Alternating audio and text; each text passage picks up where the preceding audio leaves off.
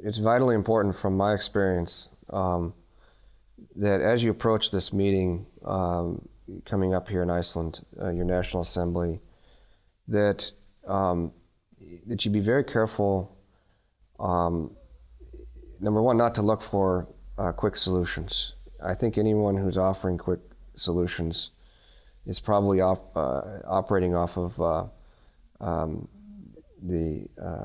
they're going to try to solve the symptoms but without getting at the cause. Two is to not jump into the how-to too quickly. In other words, the tendency is to get involved in reactionary change, and reactionary change is just that.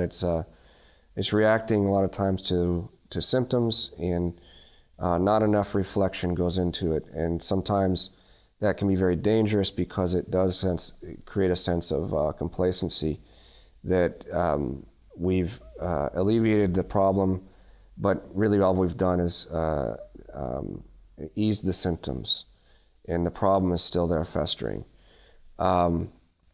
So instead, what I certainly recommend is that you pay attention to looking at the conditions that are in front of us. These are very, very new and unprecedented conditions. Then the asymmetric,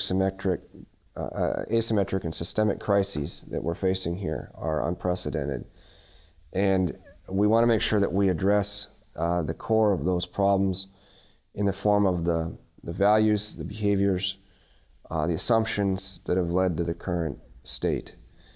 And understanding that we really cannot go back to what we've been doing in the past.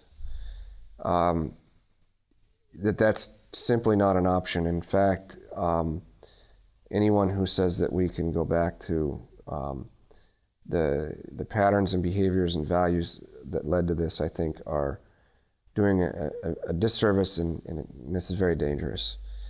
And then with a clear understanding of the conditions in front of us,